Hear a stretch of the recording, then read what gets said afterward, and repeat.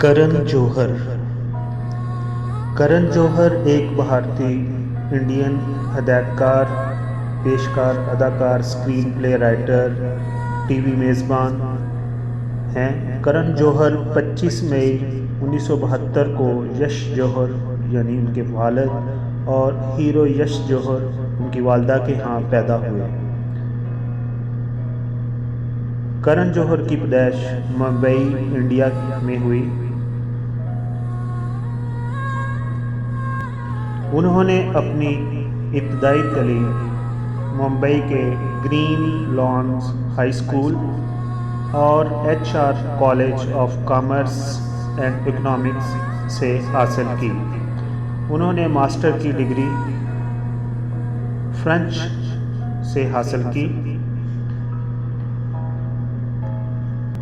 करण जौहर ने अपने funny career का आगाज़ एंटरटेनमेंट इंडस्ट्री में एज ए एक्टर यानी अदाकार किया और उन्होंने ड्रामा सीरियल श्रीकांत में 1999 में, जो कि दूरदर्शन से रिलीज़ हुई, उसमें एक चाइल्ड एक्टर के तौर पर वो नमूदार हुए।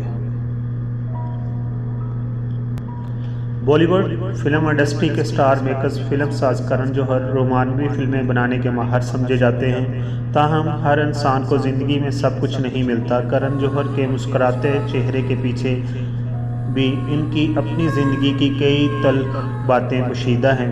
करण जौहर ने हाल ही में अपनी बायोग्राफी लिखी है यानी स्वाने उम्री शाया की है, जिसमें उन्होंने अपना हाल दिल अपने चाहने वालों और ना चाहने वालों के सामने बयान किया है। अकलौते होने की वजह से करण जौहर बचपन से तन्हाई का शिकार थे। उनके वालिद यश जौहर उम्र रसीदा होने की वजह से ज़्यादा वक्त करण जौहर के साथ नहीं गुजार पाते थे। ताहम करण की वालदा हीरो यश जौहर ने अपने बेटे का ख्याल रखने की हमेशा पूरी कोशिश की, इसलिए करण की ज़िंदगी पर इनकी वालदा का ज़्यादा असर रहा। करण एक पढ़ाकू और फरमाबरदार बच्चा थे। बचपन में इन्हें दूसरे बच्चे बहुत ज़्यादा तंग किया करते थे। वो दोस्तों का दोस्त था मगर उसकी कोई सुनने वाला नहीं था। वज़न बढ़ने की वजह से दूसरे बच्चे करण को मोटा बोलकर तंग किया करते थे। करण जौहर के वालिद एक फिल्म साज थे, लेकिन उनमें सिनेमा से मोहब्बत उनकी वालदा ने पैदा की थी। हीरो यश जौहर अक्सर करण को फिल्में दिखाने सिनेमा ले जाया करती थी। इन यादों को अपनी साना हयात में कलमबंद करते हुए करण कहते हैं कि मेरा बचपन अमीर तरीन बच्चों के साथ गुजरा। मैं खुद को पहले बहुत पैसे वाला समझता था, मगर हम अमीर नहीं थे। हमारी फैमिली मिडिल क्लास थी। मेरे वालिद को फिल्मों में नुकसान हो रहा था और वो अपनी एक्सपोर्ट कंपनी को बनाने की कोशिश कर रहे थे। मुआशी तौर पर मेरे वालिद के हालात अच्छे नहीं थे, लेकिन फिर भी उन्होंने मुझे कभी ऐसा महसूस नहीं होने दिया कि हमें पैसों की कमी है। मैं इकलौता था, इसलिए मुझे हमेशा मेरी तवक्का से बढ़कर मिलता था। करण बचपन में फिल्म साज नहीं बनना चाहते थे, बल्कि वो समझते थे कि उन्हें एक दिन अपने वालिद की तरह फिल्मों में एक्सपोर्ट बिज़नेस को संभालना है।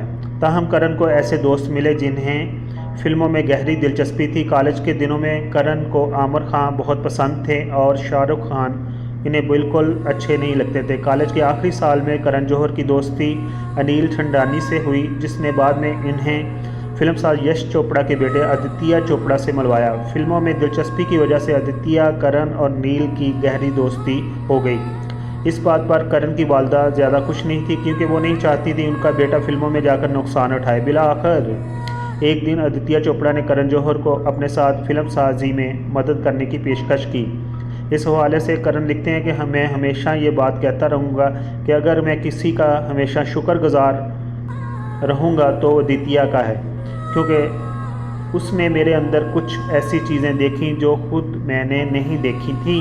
आदित्य ने मुझे बताया कि मैं एक फ़िल्म साज हूँ और उसने मुझे कहा कि मैं फ़िल्मों पर क्यों काम नहीं करता। मैंने खुद से कभी नहीं सोचा था कि मैं फ़िल्म मेकर बन सकता हूँ। ब्लॉकबस्टर फिल्म दिल वाले दुल्हनिया ले जाएंगे लिखने के दौरान आदित्य चोपड़ा ने करण जौहर से भी सलाह मशवरा किया। इसी दौरान करण जौहर तालीम हासिल करने के लिए पेरिस जाने की तैयारी कर रहे थे। अचानक आदित्य चोपड़ा ने करण जौहर को कॉल की और कहा कि तुम मुझे दिल वाले दुल्हनिया ले जाएंगी शूटिंग में असिस्ट करो। उस रात करण को खुशी की वजह से नींद नहीं आई। अगली सुबह करण जौहर एक बड़ी आजमाइश से गुजरना था, क्योंकि उनके घर वालों ने पेरिस में करण के दाखिले के लिए 10 लाख भारतीय रुपए खर्च किए थे। करण ने अपनी वालदा हीरो यश जौहर से बात की और उन्होंने करण को 1 बरस तक फिल्मों में किस्मत आजमाई की इजाज़त दे दी। हीरो यश जौहर ने करण से कहा कि कुछ नहीं होने वाला है, ये फिल्म सेट्स को नहीं संभाल सकते। दिन वाले दुल्हनिया ले जाएंगे की शूटिंग शुरू हुई तो करण जौहर को आगाज़ के 2 दिन लगा कि फिल्म साजी उनके बस की बात नहीं।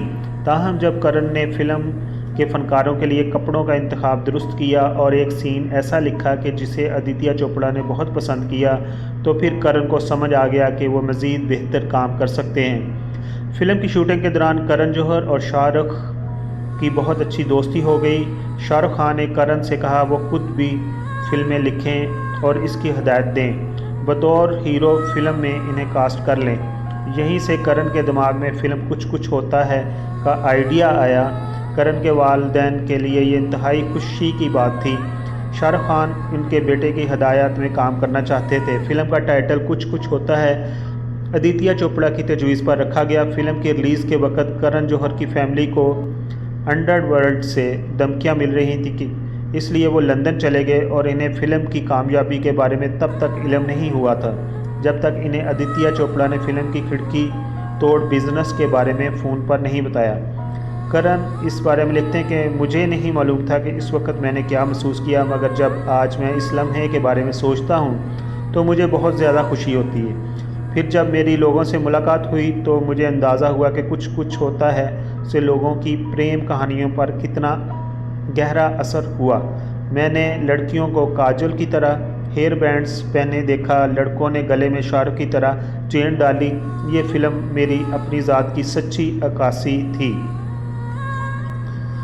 करण जौहर की सुपरहिट फिल्म कभी खुशी कभी गम दुनिया भर में कामयाब रही। फिल्म कल हो ना हो करण जौहर ने पूरे खुलूस के साथ खुद लिखी, मगर उन्होंने इसकी हदायत नहीं दी, जिसका इन्हें आज भी अफसोस है। कल हो ना हो की शूटिंग शुरू हुई ही थी कि करण जौहर के वालिद यश जौहर जो कि कैंसर में मुब्तला हो गए थे। करण जौहर शूटिंग छोड़कर अपने घर वालों के पास न्यूयॉर्क चले गए और निखिल अडवाणी ने कल हो ना हो की हदायत दी।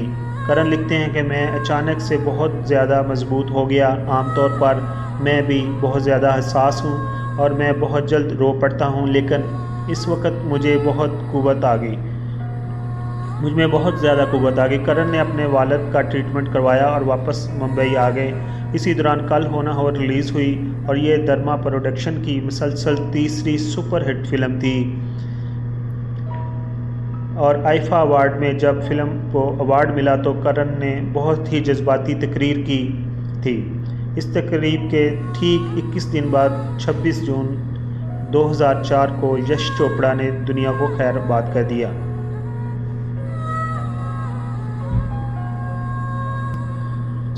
इस तकरीब के ठीक 21 दिन बाद 26 जून 2004 को, और करण कहते हैं मुझे याद है कि मैं अपने घर आया, वहाँ लोगों से मुझे मिलने के लिए इंतज़ार कर रहे थे, मगर मैंने अपने कमरे में गया। मेरे कमरे में एक अलमारी थी, मैंने खुद को इस अलमारी में बंद किया और मैं फूट फूट कर रोया। मैंने उस दिन एक नहीं बल्कि अपने वालिदैन को खो दिया था। मेरी वालदा आज भी अपने शोहर का गम भूल नहीं सकी और मैंने अपने वालिद का जिस्म खो दिया और अपनी माँ की रूह भी खो दी। करण के बचपन के दोस्त आज भी इनके साथ हैं। अभिषेक बच्चन, श्वेता बच्चन, फरहान अख्तर और जोया अख्तर उनके बचपन के दोस्त हैं। जोया और श्वेता से तो करण कहते हैं कि हर वक्त ही वो राब्ते में रहते हैं। इंडस्ट्री में करण के और भी नए दोस्त हैं, मगर कुछ दोस्त उनका साथ छोड़ भी गए हैं और कुछ ने अपने इख्तलाफात को दूर करते हुए दोस्ती को बचा भी लिया है। करण और शाहरुख के दरमियान भी दूरियां आ गई थीं। गलती मेरी ही है क्योंकि मैंने ही ये ऐलान कर दिया था कि मैं शाहरुख के बगैर कभी कोई फ़िल्म नहीं बनाऊंगा। फिर मैं अपने कहे पर कायम नहीं रहा तो लोग बातें बनाने लगे। शाहरुख भी बहुत दिल से दोस्ती निभाता है। मैंने जब भी इसके बगैर फ़िल्म बनाई तो शायद इसे बुरा लगा। हम दोनों एक दूसरे से बिला वजह नाराज़ हो गए। मेरे दिल में शाहरुख के लिए बहुत इज़्ज़त है और मुझसे कुछ भी मांग सकता है, मैं इसे इनकार नहीं कर सकता। शाहरुख और मेरे दरमियान गलतफहमी पैदा हुई जब भी तो गौरी और इसके बच्चों से राब्ते में रहता हूँ। करण जौहर के करीबी दोस्तों में शाहरुख के अलावा गौरी खान, करीना कपूर, रानी मुखर्जी, मिलेश मल्होत्रा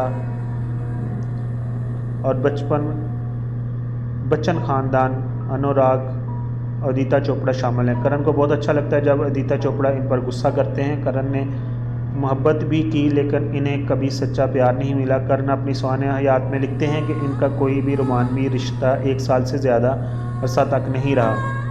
उन्होंने फिल्म ए दिल है मुश्किल इस वक्त लिखी जब इनका दिल टूटा। ए दिल है मुश्किल में अपने जज्बात को भी लिखा जिस वक्त से गुजर रहे थे। करण जौहर जो हैं वो सिंगल फादर हैं और उनके 2 बच्चे हैं जो कि सर्जरी के ज़रिए हुए हैं। एक बेटा और बेटी है और वो दोनों बच्चों के बाप बनकर बहुत खुश हुए हैं और उन्होंने अपने बच्चों का नाम, अपने बेटे का नाम यश अपने फादर के नाम पर रखा है और वालदा का नाम पर अपनी बेटी का नाम रखा है। उनकी वालदा का नाम हीरो है जबकि उसको अपोजिट वर्ड में उसने यूज़ करके रूही अपनी बेटी का नाम रखा है। और हम उम्मीद करते हैं वो अच्छी फिल्में बनाते रहेंगे और एंटरटेनमेंट लोगों को फराहम करते रहेंगे।